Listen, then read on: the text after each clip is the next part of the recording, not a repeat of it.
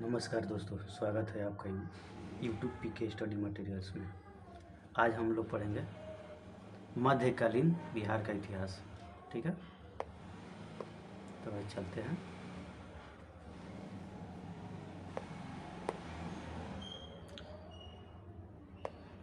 मध्यकालीन बिहार।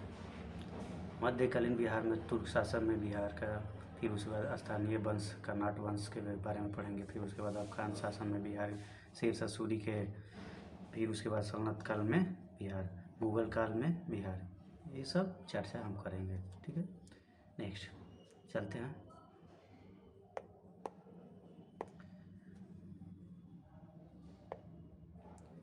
तुर्क शासन में बिहार की स्थिति क्या थी वो हम देखेंगे आज। तुर्क के जो बख्तियार खिलजी तुर्क शासक में देखेंगे उनके बारे में कहानी। ठीक है, तुर्क शासक बख्तियार खिलजी। बिहार में तुर्क सत्ता की स्थापना का वास्तविक श्रेय बख्तियार खिलजी को जाता है। बख्तियार खिलजी कुतुबुद्दीन ऐबक का दास था। बख्तियार खिलजी के आक्रमण के समय बिहार में छोटे छोटे शासकों का शासन था और उत्तर बिहार में कर्नाट वंश का शासन था। उत्तर बिहार में कौन से वंश का शासन था? कर्नाट वंश का। ठीक है, बख्तियार खिलजी की पहली महत्वपूर्ण सफलता ओदनपुरी बिहार शरीफ की विजय थी। ठीक है, 1198 ईस्वी में बख्तियार खिलजी ने ओदनपुरी के साथ नालंदा एवं विक्रमशिला विश्वविद्यालय को भी नष्ट कर दिया। इन विश्वविद्यालय में उसने आग लगा दिया। बख्तियार खिलजी ने ओदनपुरी के साथ नालंदा एवं विक्रमशिला विश्वविद्यालय को भी नष्ट कर दिया। इन विश्वविद्यालय में उसने क्या करे? आग लगवा दिया। उसने 1203 से 4 ईस्वी में नदिया बंगाल पर चढ़ाई की और जो सेन वंश की राजधानी थी, उस समय सेन वंश का शासक लक्ष्मण सेन था। लक्ष्मण सेन बिना लड़े ही डर कर भाग गया। बख्तियार ने इस क्षेत्र पर अधिकार कर लखनौती को अपना राजधानी बनाया। बख्तियार की हत्या उसके एक अधिकारी आली मर्दान ने कर दी। बख्तियार की हत्या उसके एक अधिकारी आली मर्दान ने कर दी। उसके शव को बिहार शरीफ के इमादपुर में दफनाया गया। बख्तियार के शव को बिहार शरीफ के इमादपुर में दफनाया गया। ठीक है, अब थोड़ी इसमें कर्नाट वंश में देख लेते हैं। स्थानीय वंश कर्नाट वंश, इसमें मिथिला के कर्नाट वंश पाल वंश के पतन के दौर में तिरहुत मिथिला क्षेत्र कर्नाट वंश का उदय हुआ। पाल वंश के पतन के दौर में तिरहुत मिथिला क्षेत्र में कर्नाट वंश का उदय हुआ और कर्नाट वंश के संस्थापक नामदेव। कर्नाट वंश की राजधानी सिमरावगढ़, जो वर्तमान में नेपाल में है। कर्नाट वंश की राजधानी सिमरावगढ़, जो वर्तमान में नेपाल में है। बख्तियार खिलजी के बिहार अभियान के समय कर्नाट शासक नरसिंह देव और उसे नजराना भेंट देकर सहयोग किया, और क्योंकि कर्नाट वंश का सेन वंश से संघर्ष चलता रहता था। ठीक है, कर्नाट वंश पर तुर्क सेनापति तुगरिल तुगन के अभियान की चर्चा तिब्बती धर्मस्वामिन ने की थी। कर्नाट वंश पर तुर्क सेनापति तुगरिल तुगन के अभियान की चर्चा तिब्बती धर्मस्वामिन ने की थी। सामान्यतः दिल्ली के सुल्तान के साथ कर्नाट वंश का संबंध नजराना एवं भेंट का था, परंतु गियासुद्दीन तुगलक ने अपने बंगाल अभियान के क्रम में कर्नाट क्षेत्र पर विजय प्राप्त कर लिया। 1324-25 के बंगाल अभियान में कर्नाट क्षेत्र पर विजय प्राप्त कर लिया। ठीक है, गियासुद्दीन के अभियान के समय कर्नाट वंश का शासक हरि सिंह देव थे। गियासुद्दीन के अभियान के समय कर्नाट वंश का शासक कौन था? हरि सिंह देव थे। हरि सिंह देव का शासनकाल रहा 1279 से लेकर 1335। समाज सुधारक भी थे। हरि सिंह इस वंश का अंतिम शासक था। कर्नाट वंश के अंतिम शासक हरि सिंह, और उसके समय पंजी प्रबंध का विकास हुआ और मैथिली भाषा का विकास कन्नड़ राजवंश के दौरान ही हुआ था। मैथिली भाषा का विकास किस वंश से किस राजवंश के दौरान हुआ था? तो कन्नड़ राजवंश के।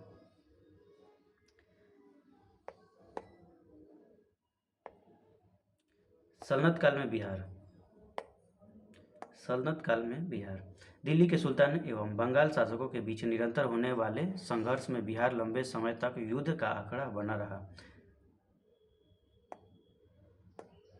इल्तुतमिश दिल्ली सल्तनत का प्रथम सुल्तान था। इल्तुतमिश दिल्ली सल्तनत का प्रथम सुल्तान था जिसने बिहार पर अभियान किया और उसने 1225 ईस्वी में बंगाल एवं बिहार पर अधिकार किया, परंतु यह अधिकार उसके उत्तराधिकारी के समय खत्म हो गया। इल्तुतमिश ने बिहार में प्रथम सूबेदार के रूप में मालिक जानी को नियुक्त किया। बिहार में प्रथम सूबेदार के रूप में अधिकतर ही जाते रहता है परीक्षा में। इल्तुतमिश ने बिहार में प्रथम सूबेदार के रूप में किसे नियुक्त किया? तो मालिक जानी को। ठीक है, नेक्स्ट देखते हैं।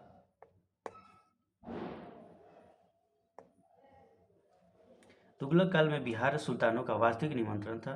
1324 से 25 में गयासुद्दीन तुगलक ने कर्नाट क्षेत्र पर विजय प्राप्त की। फिरोज शाह तुगलक भी बंगाल अभियान 1359 के समय बिहार आया था। फिरोज शाह तुगलक भी बंगाल अभियान 1359 के समय बिहार आया था। पटना और गया से उसके अभिलेख प्राप्त हुए। पटना और गया से उसके अभिलेख प्राप्त हुए हैं। राजगीर के जैन मंदिर के अभिलेख में उसके अनुदान देने का प्रमाण मिले। तुगलक काल में बिहार की राजधानी बिहार शरीफ थी। तुगलक काल में बिहार की राजधानी कहाँ थी? बिहार शरीफ। उस काल में बिहार शरीफ का नगर बौद्ध धर्म का प्रमुख केंद्र था।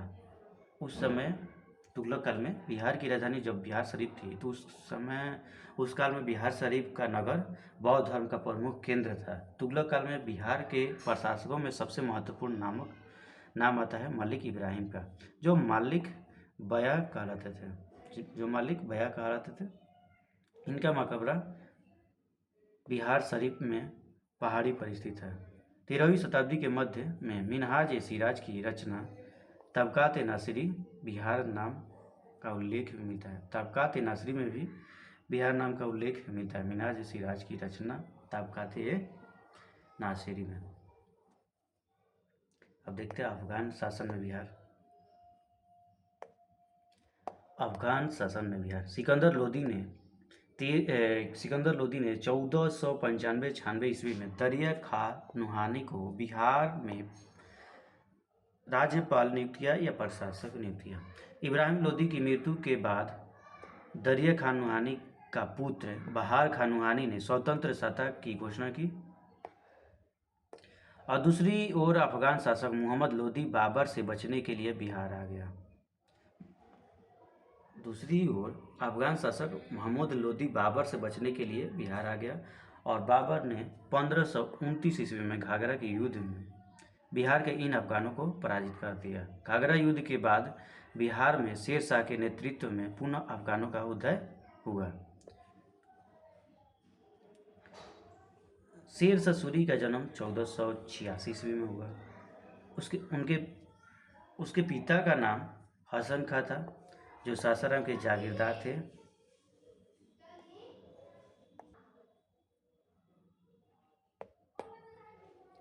शेर शाह के बचपन का नाम फरीद खां। बहार खां नुहानी फरीद खां को शेर खां की उपाधि धारण की। बहार खां नुहानी ने फरीद खां को शेर खां की उपाधि दी थी।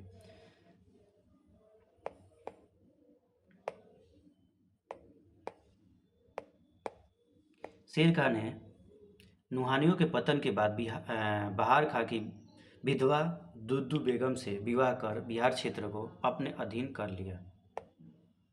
शेर खां ने नुहानियों के पतन के बाद बहार खां को विधवा दद्दू बेगम से विवाह कर बिहार क्षेत्र को अपने अधीन कर लिया और शेर खां ने 1534 ईस्वी में सूरजगढ़ की लड़ाई में बंगाल को पराजित कर उस पर अधिकार कर लिया। शेर खां ने हुमायूं को यह प्रस्ताव दिया था कि यदि बंगाल पर अधिकार करने दिया गया तो वह बिहार को समर्पित कर देगा और 10 लाख दिनार वार्षिक रूप से देगा। 1539 ईस्वी में चौसा के युद्ध में हुमायूं को पराजित कर उसने शेर शाह की उपाधि धारण की। 1540 ईस्वी में कनौज बिलग्राम में युद्ध हुआ। हुमायूं को पराजित कर उसने दिल्ली में सूर्यवंश की स्थापना की। 1541 ईस्वी में शेर शाह ने पटना का दुर्ग बनवाया तथा इस नगर को बिहार की राजधानी बनाया और इसका वर्णन अब्दुल्ला के तारीख ए दाऊदी में मिलता है। शेर शाह ने 1543 ईस्वी में रायसीन, 1544 ईस्वी में मारवाड़ विजय किया और 1545 ईस्वी में कालिंजर अभियान में गोला फटने से वह घायल हो गया और उसकी मृत्यु हो गई। शेर शाह ने अपने जीवन काल में ही सासाराम में इंडो इस्लामिक स्थापत्य कला पर आधारित मकबरा का निर्माण प्रारंभ करवाया और शेर शाह की मृत्यु के बाद उसके पुत्र इस्लाम शाह ने इसे बनवाया। कृत्रिम झील के मध्य स्थित यह इमारत आकार में अष्टकोणीय है एवं लाल बलुआ पत्थर से निर्मित है। शेर शाह ने बिहार में रोहतास किला भी बनवाया।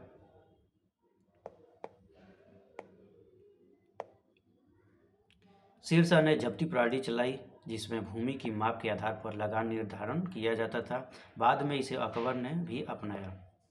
शेर शाह का शासन सुव्यवस्थित शासन प्रणाली के लिए प्रसिद्ध था। उसने संचार व्यवस्था, डाक व्यवस्था, सैन्य व्यवस्था, संचार व्यवस्था, डाक व्यवस्था और सैन्य व्यवस्था, राजस्व व्यवस्था में व्यापक सुधार किए थे। शेर शाह सूरी ने शुद्ध चांदी का रुपया तांबे का दाम प्रचलित करवाया। शेर शाह के बाद उसका पुत्र जलाल खां इस्लाम शाह की उपाधि के साथ गद्दी पर बैठा। बाद में सूर्यवंश 3 भागों में बट गया। 1555 ईस्वी में मच्छीबार एवं सरहिंद के युद्ध में हुमायूं ने सिकंदर सूरी को पराजित कर सूर्यवंश का अंत कर दिया। अब देखते हैं चेर वंश के बारे में।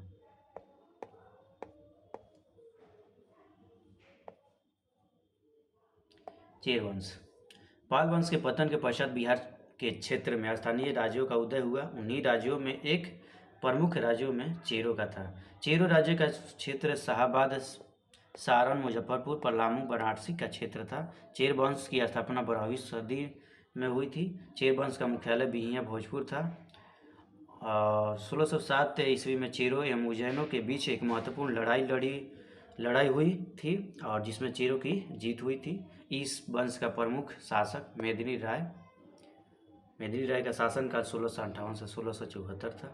मुगलों के प्रभाव से इस वंश का धीरे धीरे पतन हो गया।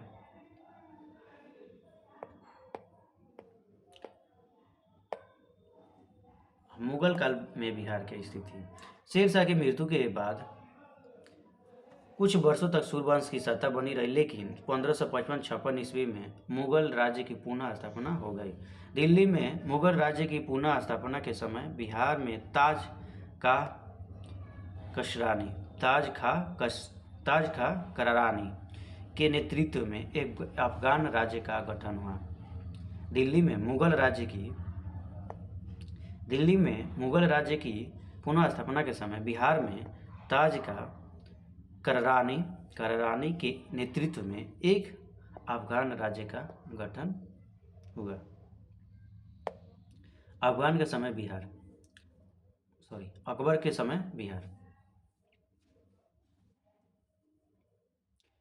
ताज खां करारानी ने अकबर के प्रति सम्मान की नीति अपनाई, लेकिन उसके पुत्र दाऊद खां करारानी ने इसका विरोध किया।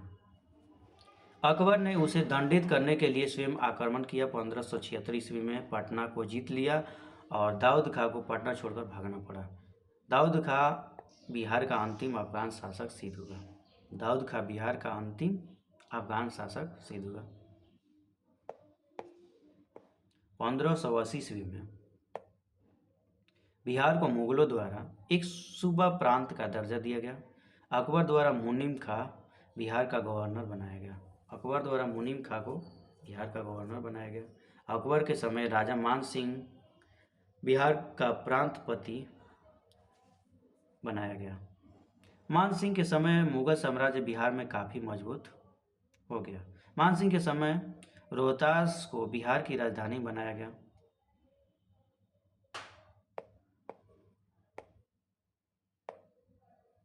जहांगीर के समय बिहार के देखते हैं। जहांगीर के समय छोटा नागपुर के क्षेत्र में मुगलों का अधिकार स्थापित हुआ। इस क्षेत्र में मुगलों को हीरा और सोना प्राप्त होता होता था और जहांगीर ने 1621 ईस्वी में राजकुमार परवेज को बिहार का प्रांतपति। इसके बाद यह पद केवल राजकुमारों को ही दिया जाने लगा। जहांगीर ने 1621 ईस्वी में राजकुमार परवेज को बिहार का प्रांतपति बनाया और उसके बाद यह पद केवल राजकुमारों को ही दिया जाने लगा। औरंगजेब के समय बिहार के देखते हैं। औरंगजेब ने अपने प्रिय पौत्र राजकुमार अजीम को 1702 ईस्वी में बिहार का प्रांतपति सूबेदार नियुक्त किया और अजीम ने पटना का नाम अजीमाबाद कर उसका सौंदर्यीकरण कराया। उत्तर मुगल काल के शासक फर्रुखसियर ने 1713 ईस्वी में पटना में अपना औपचारिक राज्याभिषेक कराया। वह पहला मुगल सम्राट था जिसका राज्याभिषेक बिहार में हुआ। शाह आलम द्वितीय का भी विधिवत राज्याभिषेक 1761 ईस्वी में पटना में ही हुआ।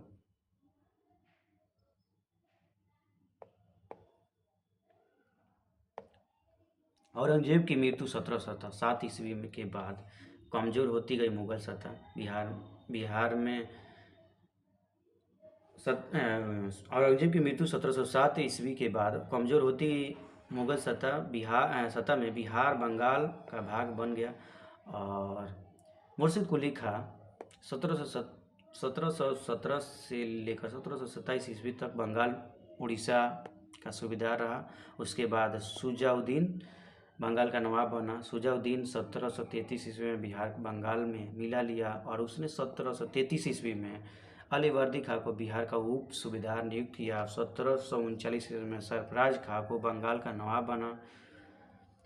अलीवर्दी खां ने गिरिया युद्ध 1740 ईस्वी में सरफराज खां को पराजित किया और बंगाल का नवाब बन गए। कौन? अलीवर्दी खां।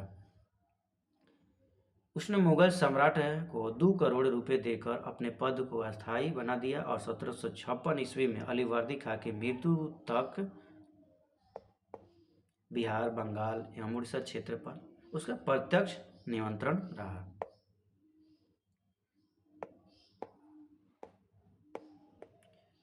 बिहार में अब देखते हैं सिख धर्म के बारे में।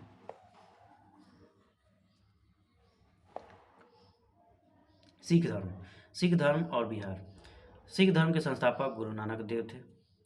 सिख धर्म में कुल 10 गुरु हुए और इन 10 सिख गुरुओं में से गुरु नानक, गुरु तेग बहादुर एवं गुरु गोविंद सिंह का संबंध बिहार से था। गुरु नानक, गुरु तेग बहादुर, गुरु गोविंद सिंह का संबंध बिहार से था।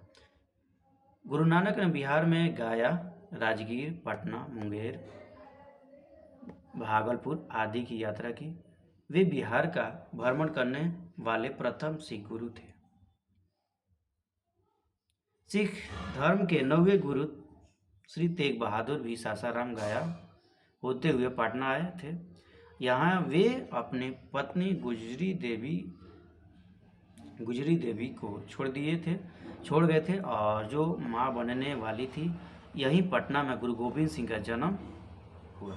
सिख धर्म के 9वें गुरु श्री तेग बहादुर भी सासाराम गया होते हुए पटना आए थे और यहाँ वे अपनी पत्नी गुजरी देवी को छोड़ गए थे जो माँ बनने वाली थी।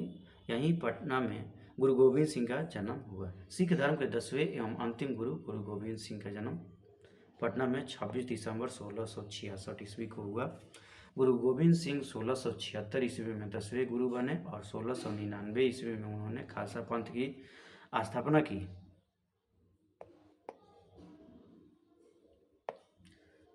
तख्त श्री हरिमंदिर जी की पटना साहिब सिख धर्म का प्रमुख तीर्थ स्थल है। इसका निर्माण महाराजा रंजीत सिंह ने करवाया था। इसे पटना साहिब के नाम से भी जाना जाता है।